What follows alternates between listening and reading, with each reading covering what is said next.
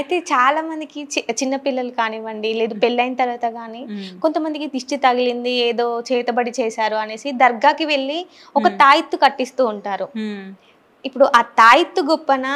లేదు అమ్మవారి దగ్గరున్న నిమ్మకాయ కానివ్వండి, కుంకుమ కానివ్వండి, ఇది గొప్పనా అంటే ఏం చెప్తారమ్మా మీరు? గొప్ప అనేది ఇప్పుడు మీ మమ్మీ నీకు గొప్ప, నాకు గొప్ప అంటే ఏమంటారు మీరు? నాకే గొప్ప మీ అని అమ్మ మీకు గొప్ప, మా అమ్మ నాకు గొప్ప. అంటే హిందువులు కూడా ముస్లిమ్స్ దగ్గరికి వెళ్ళి కట్టించుకుంటూ ఉంటారు కదా. ఎవరి అభిప్రాయాలు వాళ్ళకు ఉంటాయి కదా. ఓకే. ఇప్పుడు నేను మా అమ్మ గొప్ప అంటాను కానీ వేరే వాళ్ళ అమ్మ గొప్పది అని చెప్పలేనుగా. ఎందుకంటే మా అమ్మ నన్ను కన్నది, పెంచింది, పోషించింది. కాబట్టి మా అమ్మనే నేను గొప్ప అనుకుంటాను. ఓకే. ఇప్పుడు మనం వెమ్లవాడ చూసుకున్నా కానీ వెమ్లవాడకి వెళ్ళేటప్పుడు దర్శనం చేసుకోవడానికి అక్కడ ముందు ఒక చిన్న దర్గా ఉంటుంది. దాని తర్వాతనే మనకి శివుని దగ్గరికి వెళ్ళడానికి ఉంటుంది. అంటే శివుని కంటే ఈ దేవుడు బాగా గొప్ప అని ముందుందా, లేకపోతే ఏంటి అసలు అది?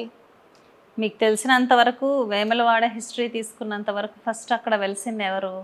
వేములవాడ రాజన్న. ఓకే. అవన్నీ ఈ మధ్య వచ్చినవి అన్నమాట.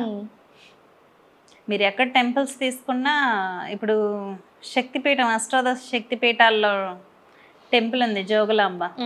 జోగులాంబకు అటాచ్డ్ గానే దర్గా ఉంటుంది, మరి ఆనుకొనే ఉంటుంది అమ్మవారికి.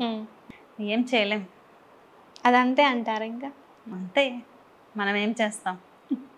మా ఊరి దగ్గర పాలకులు శ్రద్ధ తీసుకోవాలి ఈ విషయంలో. ఓకే. మా ఊరు దగ్గర కూడా మల్లన్న దేవుడి గుడి ఉంటుంది.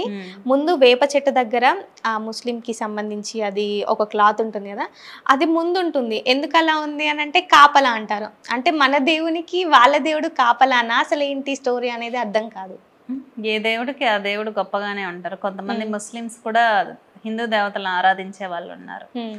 ఇప్పుడు వెంకటేశ్వర స్వామికి కూడా ఒక ముస్లిం స్త్రీని బాగా భక్తురాలుగా ఆరాధిస్తూ ఉంటారు కదా. అలాగా కొంతమంది ముస్లిమ్స్ హిందూ దేవతలకు ఆరాధన చేసే వాళ్ళు ఉన్నారు.